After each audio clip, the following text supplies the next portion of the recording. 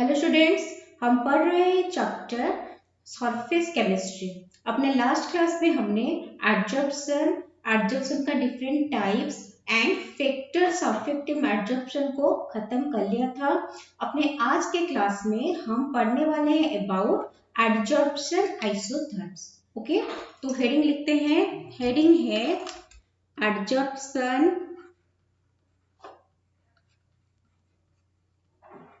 Isotherms.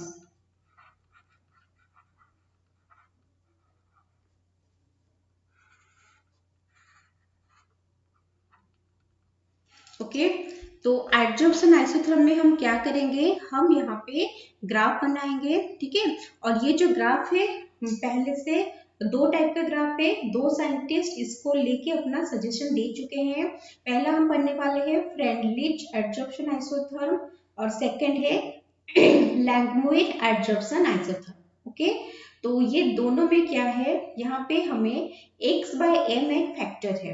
x/m क्या होता है, मास ऑफ एडजॉर्बेंट जो है per unit mass of adsorbent, और हम बोल सकते हैं कि mass of gas that is absorb on unit mass of adsorbent.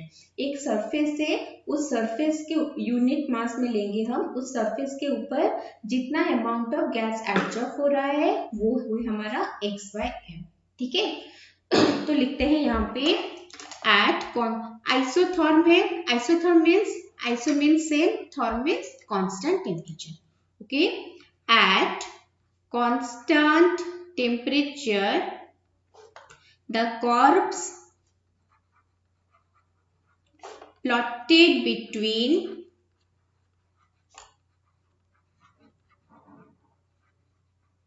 the amount of gas adsorbed, the amount of gas adsorbed on the surface of a adsorbent, on the surface of an adsorbent, जिसको हम represent करेंगे x/m से, and the corresponding pressure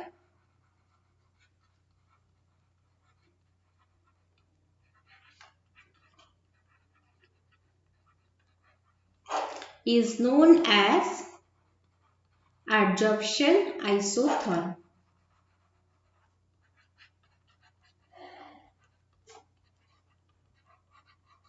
okay, तो हमें क्या करना है, हमें एक एक्सिस में x एक्सिस में प्रेशर देना है, y एक्सिस में x/m यानी कि amount of gas adsorb on the surface of an adsorbent जो है उसको लेना है, और कांस्टेंट टेम्परेचर में ग्राफ प्लॉट करना है जिसको हम बोलेंगे एडजॉर्प्शन आइसोथर्म। ओके, सो यहाँ पे हमें दो एडजॉर्प्शन आइसोथर्म के बारे में स्टडी करना है। फर्स्ट है फ्रेंडलिच एडजॉर्प्शन आइसोथर्म,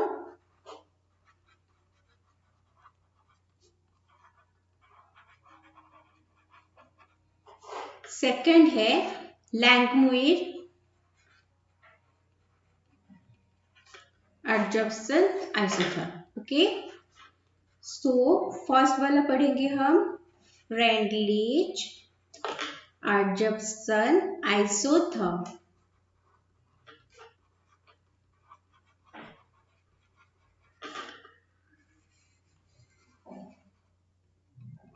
ओके, यहाँ पे फ्रेंडली जो कि एक साइंटिस्ट थे, उन्होंने क्या किया, x/m को y एक्सिस में लिया, प्रेशर को x एक्सिस में लिया, और फिर उन्होंने क्या किया, डिफरेंट टेम्परेचर में ग्राफ ड्रॉ किए ताकि वो उनके प्रॉपर्टी कैसे क्या हो रहा है इसके बारे में अच्छे से स्टडी कर सकते हैं। ठीक है, सो ये है हमारा ग्राफ जिसमें ये है y एक्सिस में x/m, x एक्सिस में प्रेशर। ठीक है, और उन्होंने डिफरेंट टेम्परेचर में ग्राफ ड्रॉ किया, तो वो ग्राफ इस टाइप का है।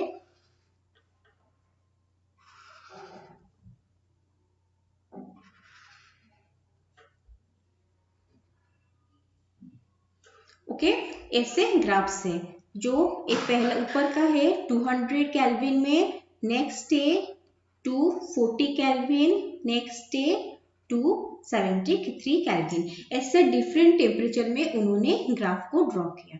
ओके, तो अभी हमें करना क्या है, अभी हमें इन्हीं ग्राफ को, कोई भी एक ग्राफ हम चूज करेंगे जिससे हमें नेचर स्टडी करना है। ये इन्होंने तीनों टेम्परेचर में ग्राफ लिया और तीनों का जो नेचर है वो सेम आया। ठीक है, अच्छा बना लो इससे।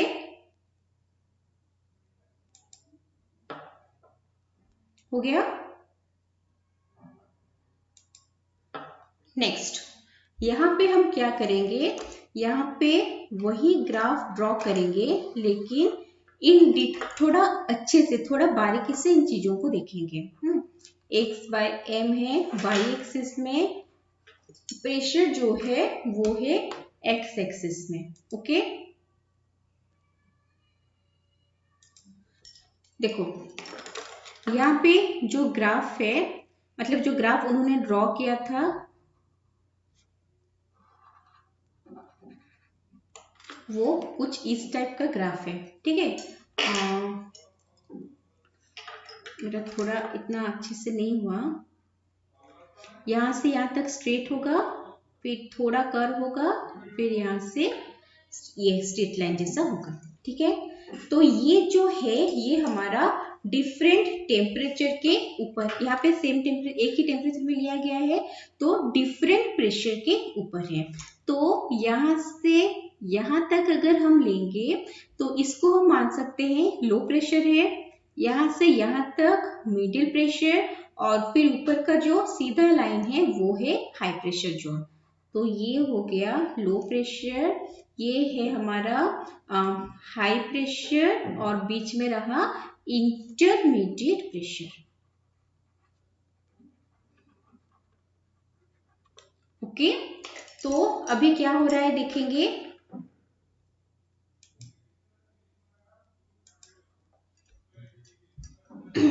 अच्छा, तो यहाँ पे क्या करना है, फर्स्ट बीट 1 में हम देखेंगे एट लो प्रेशर क्या चेंजेस हो रहा है। ठीक है, देखो अच्छे से, जो लो प्रेशर में ग्राफ का जो पोर्शन है उसमें क्या है, वो पूरा स्ट्रेट लाइन के जैसा है। ठीक है, स्ट्रेट लाइन का जैसा है, मतलब यहाँ पे हम बोल सकते हैं कि x by M is directly proportional to pressure. ठीक है, लो प्रेशर में graph is a straight line,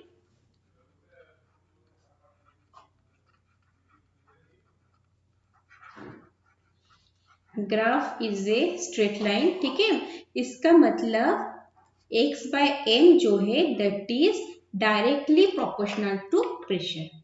okay, straight line मतलब ऑलमोस्ट स्ट्रेट लाइन है, तो x by M is directly proportional to pressure, और प्रेशर P है मतलब पावर P का 1 है। ठीक है, so it implies x by M equal to, जब हम प्रोपोर्शनलिटी साइन हटा के इक्वलिटी साइन देते हैं तो क्या करते हैं, एक कांस्टेंट इंट्रोड्यूस करते हैं, कांस्टेंट मल्टीप्लाई करते हैं। ठीक है, k p to the power 1 वेयर k is a constant. Okay, next ये तो हमारा लो प्रेशर के लिए। नेक्स्ट हम देखेंगे at high pressure. Okay, at high pressure में देखो, हाई प्रेशर में यहाँ पे जहाँ पे हाई प्रेशर लिखा है वो एक्स एक्सिस के साथ ग्राफ जो है वो पैरेलल है के ओके है। ठीक है, इसका मतलब x बाय एम के ऊपर उसका मतलब जो वैल्यू है वो डिपेंड ही नहीं कर रहा है। ओके, ऑलमोस्ट कांस्टेंट है, वो प्रेशर के साथ x बाय एम का वैल्यू जो है वो चेंज ही नहीं हो रहा है, मतलब हाई प्रेशर में प्रेशर के ऊपर डिपेंड नहीं कर रहा है। ओके, x बाय एम का वैल्यू कांस्टेंट रह रहा है। तो यहाँ पे the value of x by m remains constant। Straight line है पैरेलल टू एक्स एक्सिस, तो वैल्यू जो है x by m का वो कांस्टेंट है। इसका मतलब that is its value does not change with pressure. Pressure change होने से हाई प्रेशर में क्या होता है, एक्स बाय एम का वैल्यू जो है वो चेंज नहीं होता, उसके ऊपर डिपेंड नहीं करता। तो हम क्या कर सकते हैं, इसका मतलब एक्स बाय एम जो है वो कांस्टेंट है, लेकिन अगर हम चाहेंगे इन टर्म्स ऑफ प्रेशर कुछ रिलेशन एस्टेब्लिश करना चाहेंगे, सो एक्स बाय एम जो है वो क्या होगा, that is proportional to P to the power 0 हो जाएगा। क्योंकि कांस्टेंट है तो p टू द पावर 0 हम ले सकते हैं जिसका वैल्यू 1 है। Okay, it implies x by m equal to k p to the power 0। ये किसके लिए वैल्यू आया, ये हमारा वैल्यू आया किसके लिए, हाई प्रेशर के लिए। ओके, सो जब हमने हाई प्रेशर लिया, सॉरी लो प्रेशर लिया, x बाय एम का वैल्यू क्या आया, k into P to the power 1। जब हमने हाई प्रेशर लिया, x बाय एम का वैल्यू आया k P to the power 0। Okay, आया समझ में, इसको लिख लो, फिर इंटरमीडिएट प्रेशर का करेंगे।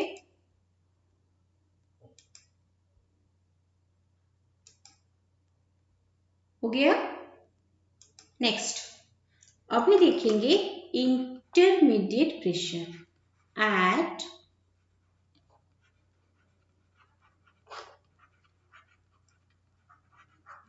Intermediate pressure. इंटरमीडिएट प्रेशर में क्या होता है, इंटरमीडिएट प्रेशर में कुछ ऐसा ये है, मतलब ऐसा फीचर है कि x बाय एम का वैल्यू जो है वो प्रेशर का फ्रैक्शनल पावर के ऊपर डिपेंड करता है। ठीक है, प्रेशर का फ्रैक्शनल पावर के ऊपर डिपेंड करता है। सो यहाँ पे हम लिखेंगे x by M depends on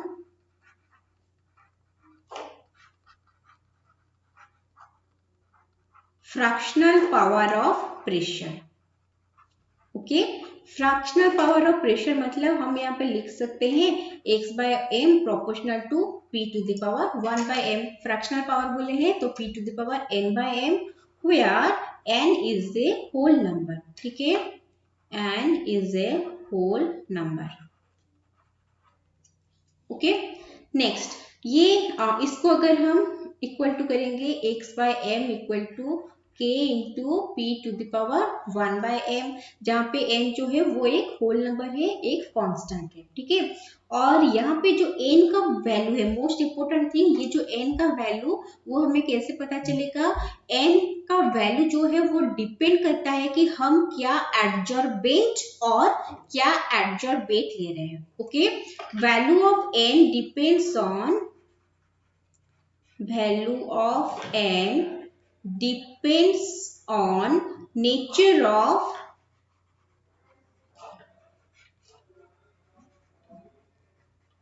adsorbent and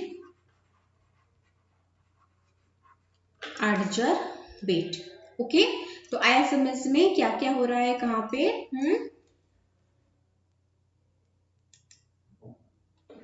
यहाँ पे ग्राफ दिख रहा है, ग्राफ में अभी तक जो हमने पढ़ा हुआ है लो प्रेशर, लो प्रेशर में x बाय एम जो है that is proportional to p to the power 1। High pressure में x by M proportional to p to the power 0। Intermediate pressure में x by M proportional to p to the power 1 by m। Okay, आया समझ में low pressure, intermediate pressure, high pressure कहाँ पे क्या scene है। Okay, बना लो graph. हो गया। नेक्स्ट अगर हम लॉग लेंगे, ठीक है, लॉगारिथम लेंगे x by M, log x by M, log p लेके उसका ग्राफ ड्रॉ करेंगे तो क्या होगा, देखो यहाँ पे क्या है, अभी log x बाय एम लेंगे, पहले x बाय एम ले रहे थे, यहाँ पे क्या ले रहे थे, p ले रहे थे, अभी लेंगे log p। ठीक है, सो यहाँ पे अगर हम ग्राफ ड्रॉ करेंगे वो ग्राफ कुछ इस तरह से आएगा। ऐसे एक स्ट्रेट लाइन आएगा। जिस लाइन को एक्सट्रापोलेट करेंगे तो वो y एक्सिस में कहीं पे मीट करेगा। तो जहां पे मीट करेगा वहां से नीचे तक जो पोर्शन है उसको हम बोलते हैं इंटरसेप्ट। ओके, क्या बोलते हैं? इंटरसेप्ट, जिसका वैल्यू है log k। ओके, आया समझ में? और जो स्लोप है वो स्लोप है 1/n। अच्छा, ये कैसे हो रहा है? x/m equal to k p to the power 1/n है। ठीक है, जब लॉगरिथम हम ले लेंगे, यहाँ पे लिखना नहीं है, जस्ट समझाने के लिए बोल रहे हैं। जब लॉगरिथम ले लेंगे log x/m equal to log k plus 1/n log p बन जाएगा। ठीक है, सो यहाँ पे ये जो है ये हो गया y एक्सिस का, y कंपोनेंट हो गया। और log p ये जो है ये हमने क्या लिया है? x एक्सिस पे लिया है। ये हमारा स्लोप है, ये जो log k है वो इंटरसेप्ट। ठीक है, आया समझ में कैसे क्या हो रहा है? चलो लिख लो सबको। हो गया? जो नेक्स्ट एडजॉर्प्शन आइसोथर्म हम पढ़ने वाले हैं वो है लैंगमुइर एडजॉर्प्शन आइसोथर्म।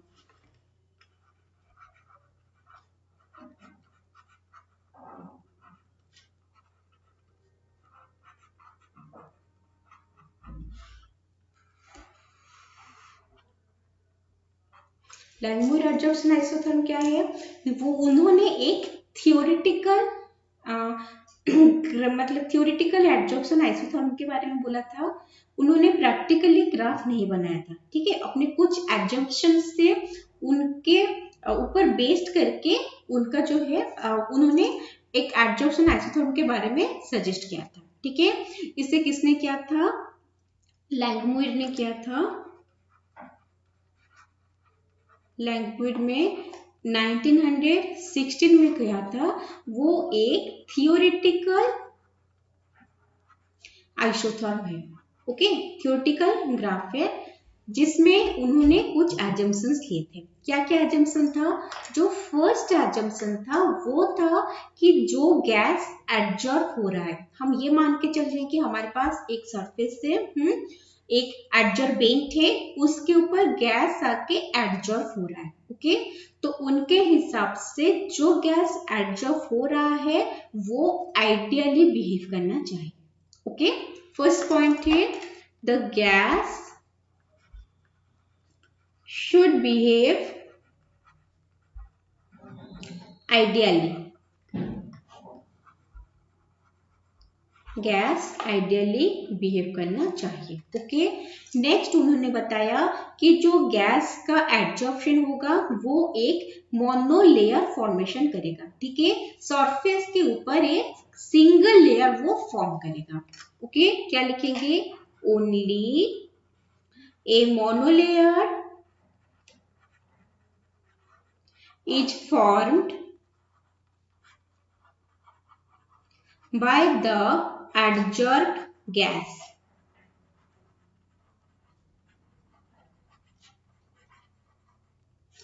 ओके, बीट 3।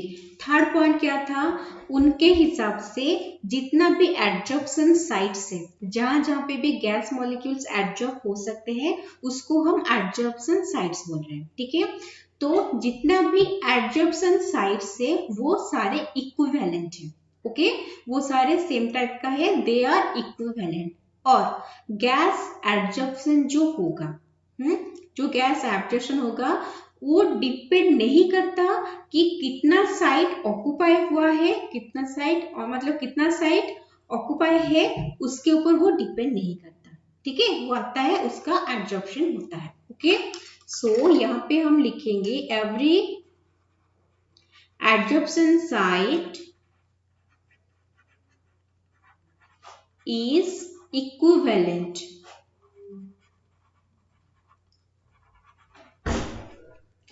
and the ability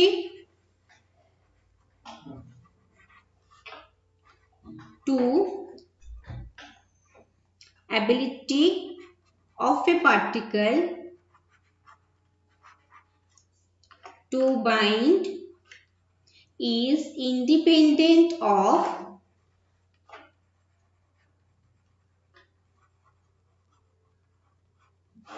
the sites occupied. कितना साइट्स ऑक्युपाई हुआ है उसके ऊपर एडजॉर्प्शन जो पार्टिकल का एबिलिटी है, जो एडजॉर्ब हो रहा है, जो गैस मॉलिक्यूल्स, वो डिपेंड नहीं करता. ठीक है. नेक्स्ट, जो नेक्स्ट पॉइंट है वो है the adsorbed gas molecules are localized. Okay. Adsorbed gas molecule, जो गैस मॉलिक्यूल्स का एडजॉर्प्शन हो चुका है वो लोकलाइज्ड है. लोकलाइज्ड है मतलब वो फ्री नहीं है मूव करने के लिए. Okay. They do not move here and there. इसी मतलब लोकलाइज्ड का मतलब है कि जो गैस मॉलिक्यूल एडजॉर्प्शन हुआ है, जहां पे जिस साइड पे एडजॉर्प्शन हुआ है वो वहीं पे रहते हैं. ओके. मूव नहीं करते. localized, that is they do not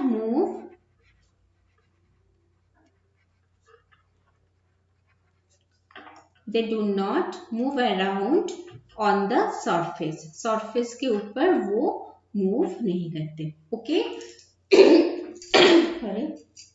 so Langmuir ने क्या किया? लैंगमुइर ने अपना एक थियोरेटिकल आइसोटॉप दिया जिसमें उन्होंने क्या बोला कि जिस गैस का एडजॉर्प्शन होगा वो आइडियली बिहेव करना चाहिए. ठीक है. आइडियल गैस हम पढ़े हुए हैं 11th में. नेक्स्ट है कि जब वो गैस आके एडजॉर्प्शन होगा उस सरफेस के ऊपर सिंगल लेयर में उसका एडजॉर्प्शन होगा. नेक्स्ट क्या है? जो एडजॉर्प्शन साइट है, जिस जिस जगह पे वो गैस मॉलिक्यूल आके एडजॉर्ब हो रहा है, वो सारे एडजॉर्प्शन साइट जो है वो इक्विवेलेंट है. ओके. और एक पार्टिकल का जो एबिलिटी है कि वो जाके बाइंड करेगा उस जगह पे, वो इंडिपेंडेंट है. वो डिपेंड नहीं करता है कि कितना साइट ऑक्युपाई हुआ है. ओके. और जिस भी गैस मॉलिक्यूल जो भी है जिन्होंने एडजॉर्प्शन जिसका हो गया है, वो एडजॉर्ब हो चुके हैं, दे आर लोकलाइज्ड. वो सरफेस के ऊपर इधर उधर मूव नहीं करते. ओके. सो ये था उनका एजम्पशन जिसको लेके उन्होंने ये सब क्या है? ये है एजम्पशंस ऑफ लैंगमुइर. ठीक है. उन्होंने ये सारा एजम्पशन दिया था. नेक्स्ट है कि वो ये मान रहे थे कि ये जो प्रोसेस है वहां पे दो ऑपोजिंग प्रोसेस जो है वो एक्ट कर, मतलब वो कैरिड आउट हो रहे हैं. ठीक है. दो तो ऑपोजिंग प्रोसेस, मतलब पहला है कि एडजॉर्प्शन हो रहा है, गैस मॉलिक्यूल्स आ रहे हैं सरफेस के ऊपर, एडजॉर्ब हो रहे हैं. साइमल्टेनियसली क्या हो रहा है कि जो सरफेस में मॉलिक्यूल्स एडजॉर्ब हो रहे हैं वो उनका जो एबिलिटी रहता है एस्केप फ्रॉम द सरफेस से वो एस्केप भी कर रहे हैं साइमल्टेनियसली. ठीक है. मतलब एडजॉर्प्शन हो रहा है और साइमल्टेनियसली डिजॉर्प्शन हो रहा है. हम पढ़े हुए हैं कि जो साइड से टेंडेंसी है कि वो जो एडजॉर्ब मॉलिक्यूल है वो एस्केप कर रहे हैं, तो हम उस प्रोसेस को डिजॉर्प्शन बोलते हैं. ठीक है. तो यहाँ पे लिखेंगे Langmuir considered adsorption to consist of two opposing processes. Okay. दो opposing process को लेके चल रहा है. पहला क्या है? पहला है adsorption of gas molecule on the surface of solid. Okay. Adsorption of gas molecule on the surface of solid. Next is desorption of adsorbed molecule from the surface. Okay. पहला एडजॉर्ब हुआ, फिर जो एडजॉर्ब हो रहा है वो भी निकल आए. दो ऑपोजिंग प्रोसेस है, ऑपोजिंग प्रोसेसेस है. ओके. लिख लो इसे. हो गया. नेक्स्ट यहाँ पे एक छोटा सा मैथमेटिकल डेरिवेशन हमें करना है, ठीक है। तो हम क्या करेंगे, हम मानेंगे कि कुछ फ्रैक्शन ऑफ सरफेस जो है वो ऑक्युपाई हो गया है, कुछ फ्रैक्शन ऑफ सरफेस जो है वो अभी भी अनऑक्युपाइड है, जहां पे गैस मॉलिक्यूल जो है वो एडजॉर्ब नहीं हुए हैं, ठीक है। सो हम यहाँ पे क्या लेंगे, theta. Let theta equal to fraction of surface, fraction of surface covered by adsorbate at a pressure P। कोई भी एक प्रेशर P में कितना फ्रैक्शन ऑफ सरफेस एडजॉर्बेट ने ऑक्युपाई किया है, ओके, कवर्ड और ऑक्युपाइड, वो है हमारा थीटा। देन अगर हम ये जानना चाहेंगे कि कितना फ्रैक्शन ऑफ सरफेस अनऑक्युपाइड है, तो वो क्या होगा, फ्रैक्शन के बारे में बात कर रहे हैं तो हम 1 से माइनस करेंगे। सो 1 माइनस थीटा क्या होगा, fraction of surface which remain unoccupied।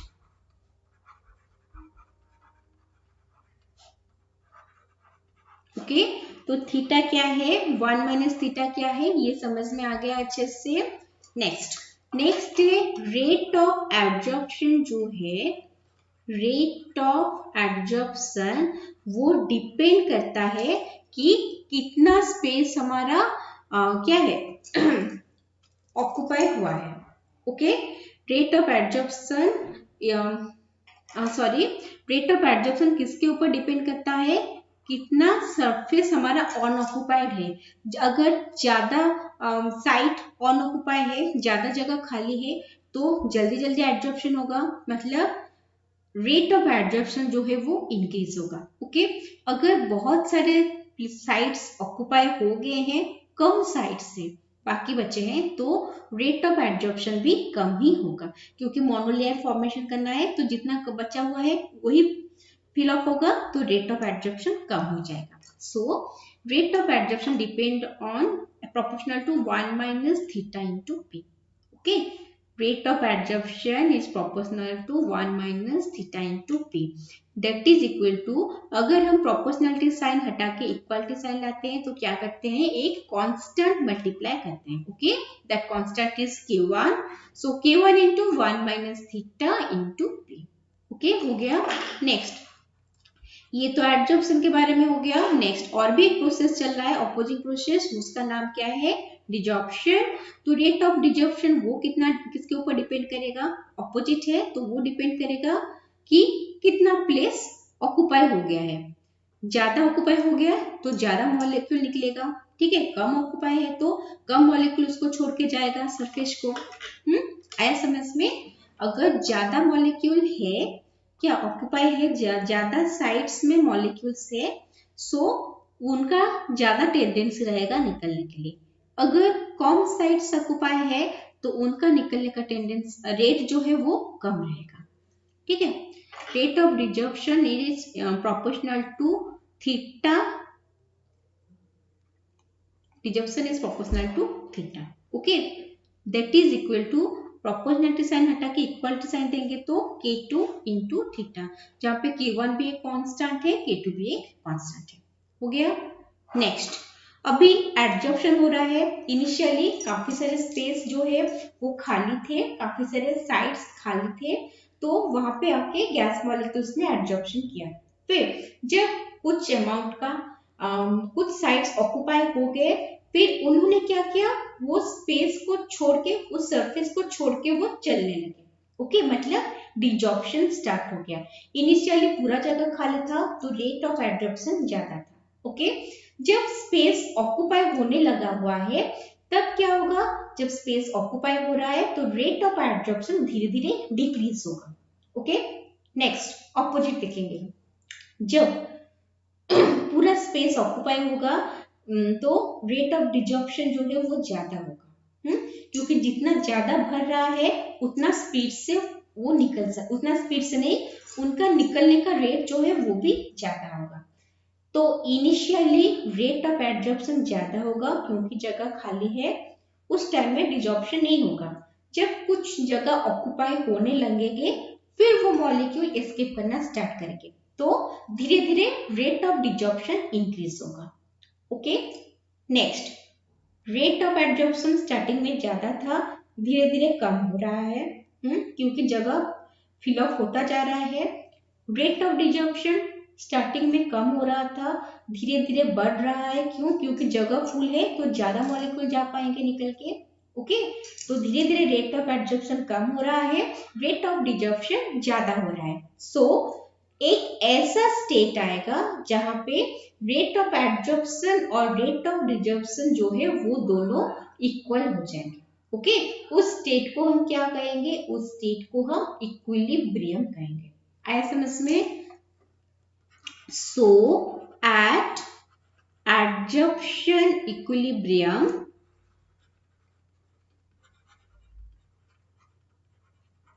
क्या होगा? Rate of adsorption equal to rate of desorption। आया समझ में? Rate of adsorption equal to rate of desorption होगा। ठीक है, इतना लिख लो, नेक्स्ट स्लाइड में लिखेंगे क्योंकि डेरिवेशन करना है। ओके, एक चीज देख लो, rate of adsorption equal to rate of desorption. Rate of adsorption क्या है? K1 into 1 minus theta into P। Okay, और रेट ऑफ डिजॉर्प्शन है K2 थीटा। सो क्या होगा यहाँ पे? K1 into 1 minus theta into P equal to K2 into theta. Okay, हमें यहाँ पे थीटा का वैल्यू निकालना है। Okay, so K1P minus K1 theta P equal to K2 theta. It implies क्या करेंगे? थीटा का वैल्यू निकालना है K2 theta plus K1 theta P equal to K1P। Okay, K2 theta यहाँ पे है, K1 थीटा पे एक साइड में चला गया, प्लस हो गया, that is equal to K1P। It implies theta into K2 plus K1P is equal to K1P। It implies theta equal to K1P divided by K2 plus K1P। Okay, अभी हमें क्या करना है? अभी न्यूमरेटर और डिनोमिनेटर दोनों को K2 से डिवाइड करना है। ओके, दोनों को K2 से डिवाइड करेंगे। K1 by K2 into P divided by K2 by K2 1 हो जाएगा, और यहाँ पे फिर से K1 by K2 into P। Okay, अभी हम क्या करेंगे? K1 और K2 के लिए एक दूसरा वेरिएबल ले लेंगे। Okay, let K1 by K2 equal to B। That is, it implies theta equal to क्या होगा? B into P divided by 1 plus B into P। Okay, ये है हमारा एक रिलेशन। आया समझ में? Theta equal to B P divided by 1 plus B into. Next चीज है थीटा, क्या जो है हमारा theta that is proportional to x by m। x by m हमने पढ़ा, mass of amount of gas adsorb on unit surface. Okay, so x by m है, theta proportional to x by m, so that is proportional to bp by 1 plus bp। Okay, so अगर हम यहाँ पे proportionality sign हटाएंगे x by m के लिए, तो हमें एक इक्वलिटी साइन लेना पड़ेगा। इसको यहाँ पे कंटिन्यू कर लेते हैं। Okay, so x by m equal to एक और कांस्टेंट लाएंगे, K1 K2 तो यूज हो गया है, K3 BP by 1 plus BP। ठीक है, that is equal to K3 BP by sorry K3 BP नहीं, यहाँ पे हम क्या करेंगे ना, यहाँ पे हम क्या करेंगे ना, K3 और B, K3 कांस्टेंट है, B एक कांस्टेंट है, तो दोनों कांस्टेंट जब मल्टीप्लाई हो रहे हैं तो हम एक और कांस्टेंट यहाँ पे ले लेंगे। Okay, it implies x by m equal to K3B के जगह A into P by 1 plus B into P। तो ये हो गया हमारा x by m का वैल्यू। यहाँ पे थीटा का वैल्यू निकला था, यहाँ पे x by m का वैल्यू निकल गया। ओके, आया समझ में कैसे क्या हो रहा है? इजी मैथमेटिकल डेरिवेशन है। चलो लिख लो, इससे हो गया। तो अभी हमने फ्रेंडलिच एडजॉर्प्शन आइसोथर्म पढ़ा, फिर लैंगमुइर एडजॉर्प्शन आइसोथर्म पढ़ा। ओके, सो अपना आज का क्लास हम यहाँ पे खत्म करते हैं। नेक्स्ट क्लास में कुछ एक नया चीज पढ़ेंगे in the chapter surface chemistry. Okay, तब तक माइंडफुली पढ़ाई करते रहो। ओके।